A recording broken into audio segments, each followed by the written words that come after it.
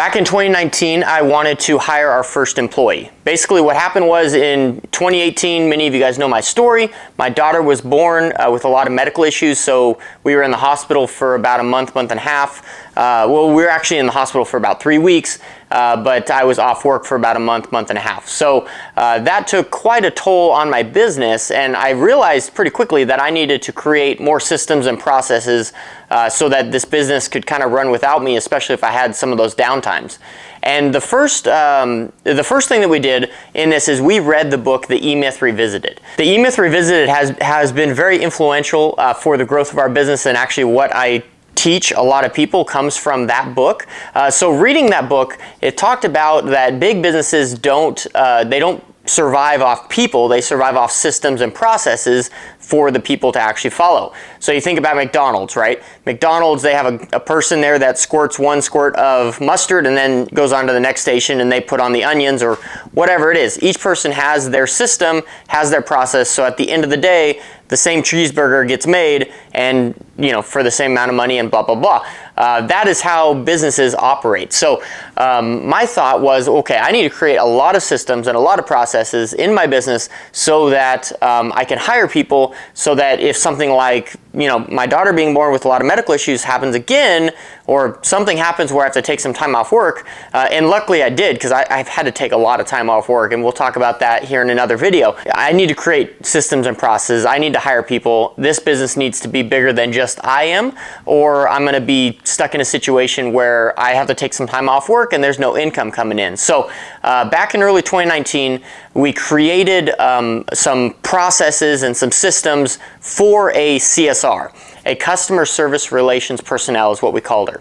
And we started putting the word out that we were looking for someone. And it just so happened that one gal that we were really good friends with at church, she is like, oh wow, my mom is actually looking for a part-time job. So we started talking to her a little bit, and turns out that her mom has been a stay-at-home mom her whole life, and all of her kids had, you know, just graduated, they were done with homeschool, things like that. So she was looking for more of a part-time job, but she wanted to stay at home because her husband was going to be retiring in the next few years, and she wanted to be at home to spend time with him.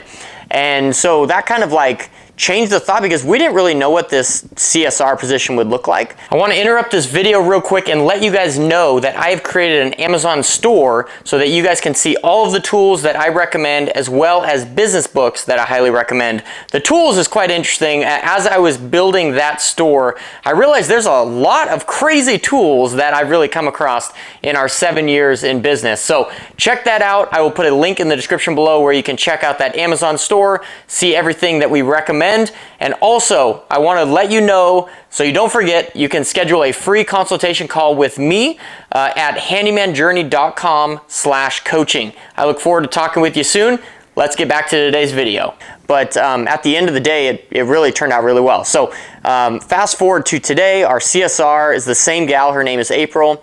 She started April 1st, 2019, and she's been with us a little over 4 years now, which has been fantastic. So she works completely from her home, which is about an hour away from our office. She only really comes down to the office maybe 3, 4, 5 times a year. She's actually going to be coming down here in a couple weeks because we're going to be doing company photos here October 30th. So we'll get to see her then. She does a fantastic job. And the way that the position has kind of morphed is like she's kind of like built it as she's done it. She didn't really have much background in construction or anything like that. She really loves helping people. She really loves talking to people. And at the end of the day, that is what we needed. So it's been a really cool position where we've all learned together. And right now, our CSR, she's in charge of intaking all the calls, intaking all the emails, all the Yelp requests. And then she's also started helping estimate what we call our C-Tech jobs. So our smaller size jobs, she estimates those and schedules them, and she's doing a fantastic job. And then she's also in charge of following up with all the clients, writing and sending thank you cards, writing and sending birthday cards, and does a great job at that. And again, her position started out, I believe she started out maybe 15 hours a week. And then now we actually just moved her up to full time. So now she is at 40 hours a week, And the whole thought behind that is how can we get someone in a position to answer calls like all the time? Because she does a great job answering the calls. She would work during kind of the hot hours, but there's still like a few calls that come in, 8 to 9, and then 2 to 4 or so that were kind of just lingering, and they didn't get responded till the next day. So she stepped up and she's like, oh yeah, I can work full time. And so we're trying that out, and we've been doing that here for about a month and a half, and that's been working out really well. We've been able to answer a lot more calls. And then when she's not available, so say she goes to lunch or say she's on the call with another client, our phone system automatically transfers that incoming phone call to our estimator, who is at our office locally. So either way, the phone call gets answered, which is pretty cool. So I wanted to talk today, this is day 35 of my 100-day video challenge, about our CSR and that position and how we found her. It's quite interesting because one of the biggest complaints that I hear from people that are looking for employees is it's so hard to find someone that knows what they're doing. I would agree. But at the end of the day, the whole thought process behind the E-Myth Revisited, and again, you need to check that out. That's on my Amazon store that I talked about earlier. The E-Myth Revisited talks about that businesses don't run on people, they run on systems, and the people look to the systems on what to do. So at the end of the day, you just need to create scripts of this is exactly what you say to clients, this is what you say if they say this is what you say if they say that, and if you still have a question, give this person a call, namely me or now our general manager, and ask some further questions. At the end of the day, you have two things, skills and personality.